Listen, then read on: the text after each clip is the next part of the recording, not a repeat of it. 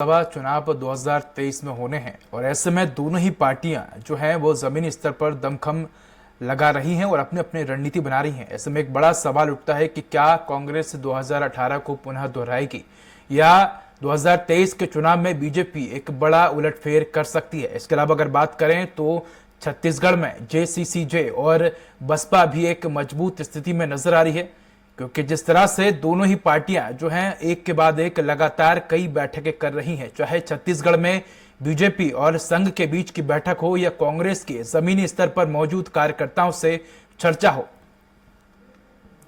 तो इसी मुद्दे पर अधिक चर्चा के लिए हमारे साथ मौजूद हैं कांग्रेस प्रवक्ता रूपेश दुबे जी। सर, आपको बहुत बहुत स्वागत है। साथ ही बीजेपी प्रवक्ता देवलाल ठाकुर जी जुड़ चुके हैं। सर, आपका भी बहुत स्वागत है। और वरिष्ठ पत्रकार राम अवतार तिवारी जी भी जुड़ चुके हैं।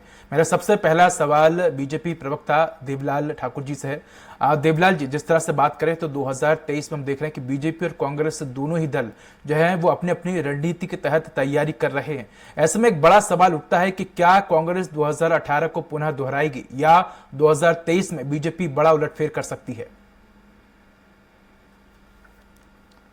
कांग्रेस का जाना इस प्रदेश से तय है लगभग, ये वो भी जान चुके हैं। इसलिए उनकी जो अंदर जो खलबली मच रही है बैठकों के दौर से, चाहे भारतीय जनता पार्टी के नेताओं द्वारा बस्तर का दौरा हो, सरगुजा का दौरा हो, या महिला मोर्चा का बिलासपुर में आयोजित भविष्य के कार्यक्रम हो, या आदिवासियों का जो आरक्षण ये कांग्रेस की सरकार ने कम कर दी है जी, वो हो, आदिवासियों की मौत जो बस्तर में हो रही हो वो हो, या आदिवासी परिवार तेंदुपत्ता संग्राहक परिवार के बच्चों को छात्रवृत्ति नहीं मिल रहा है, लोगों को रोजगार नहीं मिल रहा है, बेरोजगारी भत्ता मिला नहीं, इन सब चीजों से कांग्रेस डरी हुई है और उन्हें परिवर्तन की जो लहर है वो साफ छत्तीसगढ़ में देखी जा रही है। इसलिए कांग्रेस के लोग इस तरह की बयानबाजी कर रहे हैं और इस प्रदेश से लगभग कांग्रेस का सफाया 2023 में हो जाएगा। यहाँ की जनता मन बना चुकी है।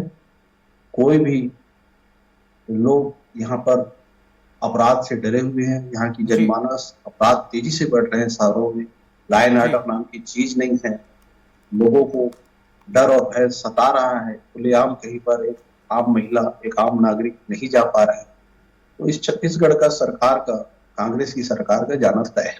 जी, मैं लौटूंगा आपके पास देवलाल जी।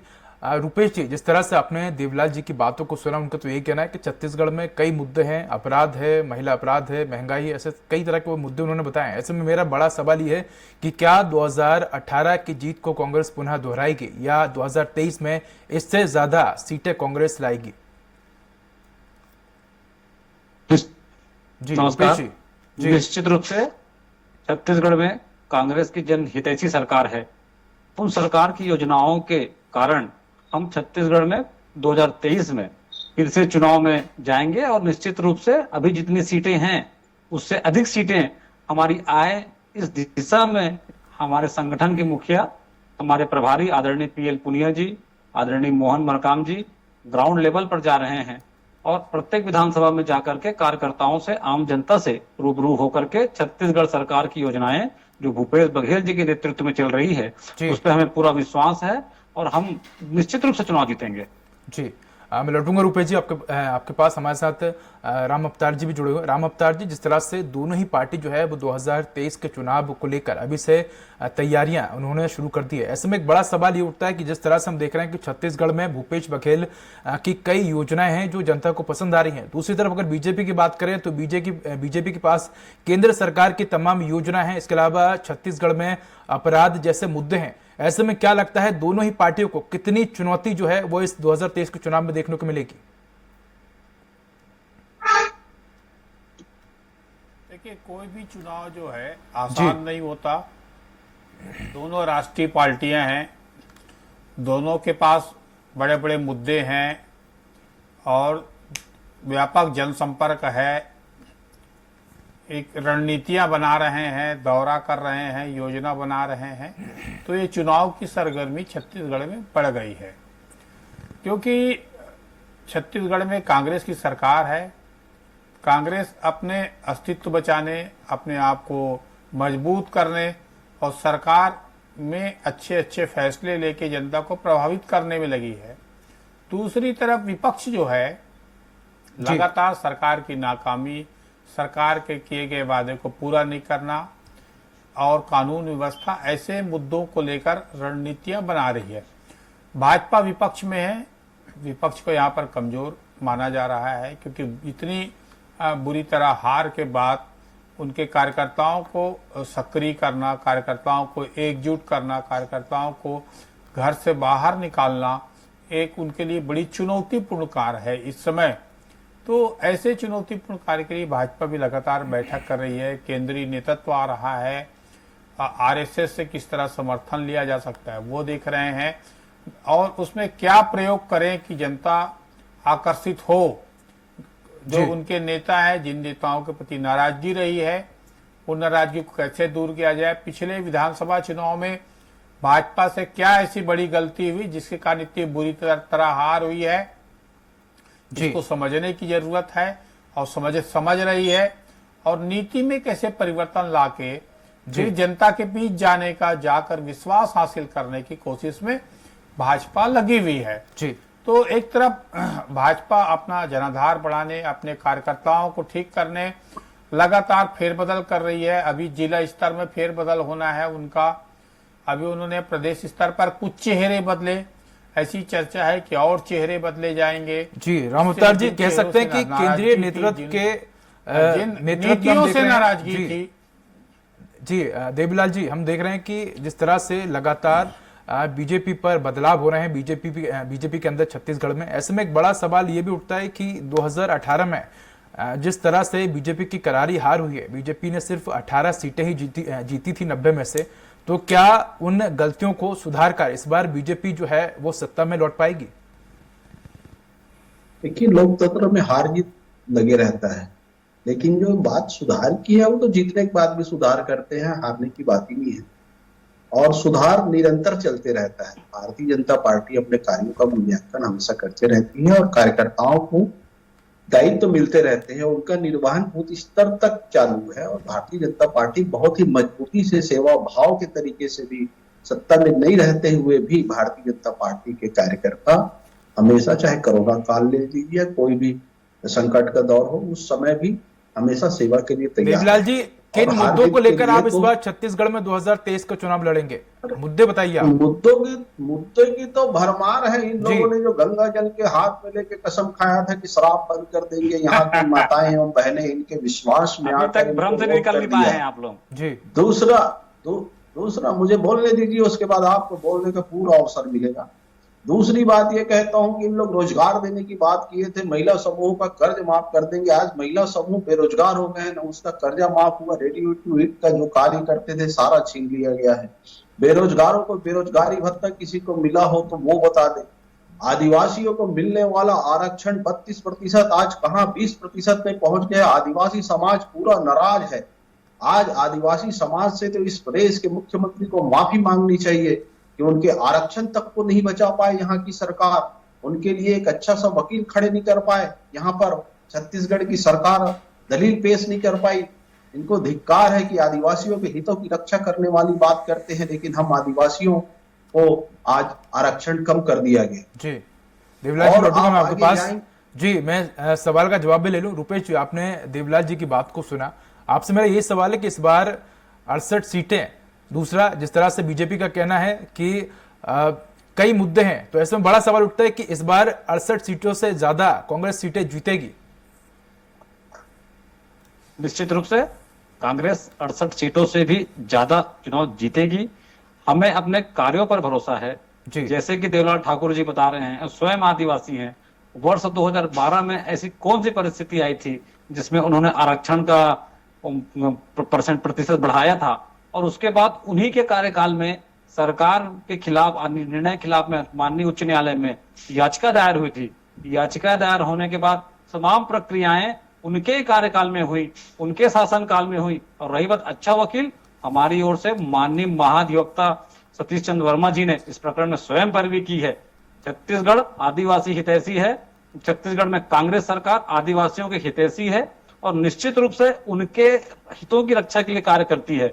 मात्रात्मक त्रुटि के लिए माननीय भूपेश बघेल जी ने पत्र लिखा और रही बात शराबबंदी की, बार बार ये भ्रमित मानसिकता से कार्य करते हैं। शराबबंदी में कांग्रेस ने किसानों के कर्जा को माफ करने के लिए शराबबंदी की कसमें खाई थी। वो बिल्कुल जैसे ही मुख्यमंत्री जी ने शपथ लिया और 1 घंटे के अंदर उन्होंने संकल्प को पूरा किया। कांग्रेस जो कहती है वो कहती है। रुपेश जी, देवलाल जी का तो ये भी कहना है कि कई ऐसे वादे हैं जो आपने गंगा जल लेकर पूरे करने का कहा था लेकिन किए नहीं। छत्तीसगढ़ में जब से छत्तीसगढ़ राज्य गठित हुआ है, इसके पहले भी जितने भी योजनाएं बनी, संकल्प पत्र, घोषणा पत्र, हम चुनाव में जाते हैं तो हम सरकार की योजनाओं को, हमारी सरकार आएगी तो किस दिशा में काम करेगी, इसके लिए हम घोषणा पत्र बनाते हैं। छत्तीसगढ़ में 2018 के चुनाव में कांग्रेस ने जनता के बीच जाकर उनकी भावनाओं के अनुसार घोषणा पत्र बनाया था और घोषणा पत्र में 28 वादे पूरे हो गए हैं। और रही बात 1-2 वादे, निश्चित रूप से अभी सरकार का समय पूरा है और उन वादों को भी हम पूरा करेंगे। उस दिशा में माननीय मुख्यमंत्री जी और मंत्रिमंडल और कांग्रेस पार्टी कदम बढ़ा चुकी है।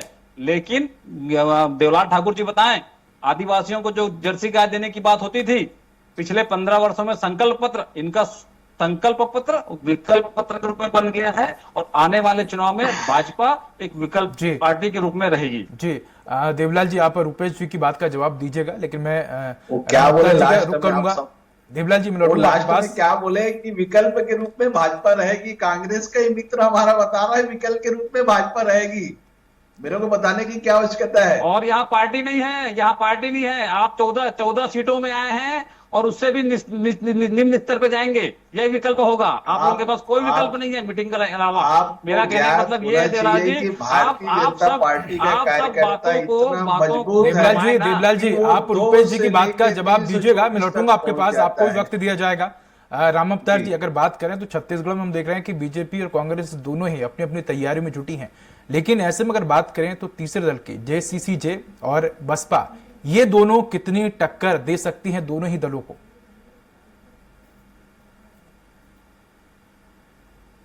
देखिए, टक्कर तो दे सकते हैं। चुनाव में क्या परिस्थितियां बनेंगी इसको अभी बता पाना राम अवतार जी, क्योंकि हम देख रहे हैं कि जेसीसीजे में जिस तरह से उठापटक चल रही है, क्या वाकई में 2023 में ये पार्टियां भी संगठित होकर एक मजबूत स्थिति में चुनाव लड़ेंगी? देखिए, अजीत जोगी जी के निधन के बाद पार्टी का अस्तित्व कमजोर हुआ है और उस तरह का नेतृत्व नहीं है और उस तरह का संगठन नहीं बचा उनके पास। उनके कार्यकर्ता लगातार कांग्रेस में और भाजपा में प्रवेश कर रहे हैं जी। उनके विधायकों में भी झगड़ा हो रहा है, तो वैसी स्थिति नहीं रहेगी जैसी स्थिति अजीत जोगी के जिंदा रहते हुए, उनके सक्रिय रहते हुए। पिछले विधानसभा चुनाव में उन्होंने 7% वोट पाया, 5 विधायक जीत के आए, तो उनकी स्थिति मजबूत हुई। पहला बार क्षेत्रीय पार्टी उभर कर आया हुआ दिखा था। अब अगला चुनाव में किस तरह का क्या स्थिति होगा, अब अमित जोगी उनके नेतृत्व में लड़ेंगे और रेणु जोगी की तबीयत खराब रहती है, वैसे सक्रिय नहीं है। कार्यकर्ताओं में वैसा एकजुटता है कि नहीं है, क्या रणनीति अपनाती है जोगी कांग्रेस, ये आगामी दिनों पता चलेगा। परंतु पिछले बार के चुनाव में जैसा उनकी सक्रियता थी, जिस तरह से मुद्दे जोर शोर से उठाए थे और कार्यकर्ताओं के बीच जैसी उनकी छवि थी जी, खासकर छत्तीसगढ़ियावाद चलाया उन्होंने, किस खेती और किसानी, आदिवासी संस्कृति की बात उन्होंने जोरदार तरीके से उठाया और लोक लुभावन कई ऐसे वादे किए जी, उनके कारण उनकी स्थिति मजबूत हुई जी। अब राजनीतिक परिस्थितियां बदल गई है प्रदेश में।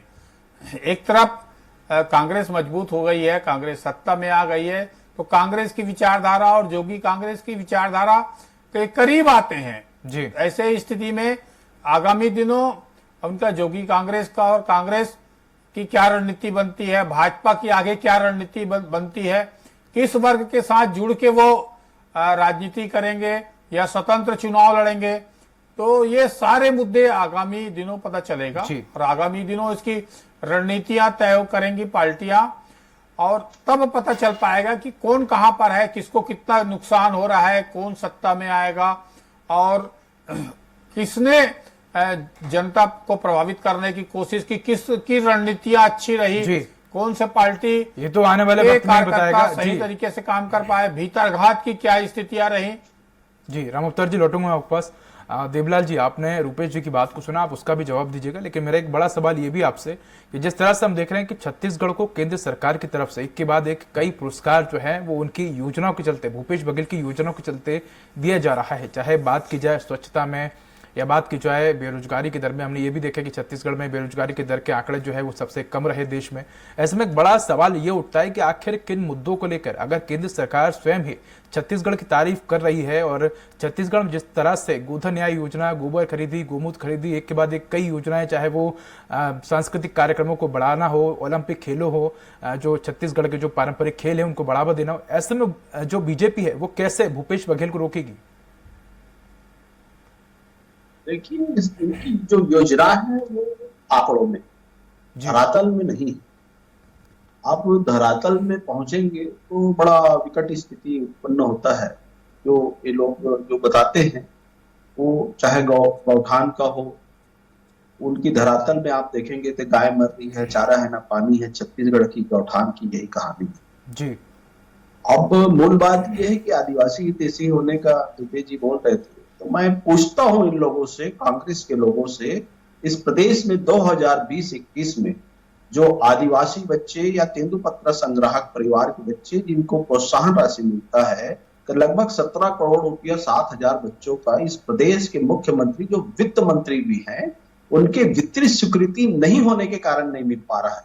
तो ऐसा आदिवासी हितैषी मुख्यमंत्री होता है क्या, जो बच्चे पढ़ लिख कर 75% से भी ज्यादा अंक लाए, लेकिन आज पर्यंत तक उन्हें छात्रवृत्ति प्रदान नहीं की गई, उन्हें आगे की पढ़ाई में कठिनाइयों का सामना करना। रुपेश जी, आप देवलाल जी की बात का जवाब दीजिएगा, लेकिन देवलाल जी जो मैंने सवाल आपसे किया आप उसका जवाब नहीं दे रहे।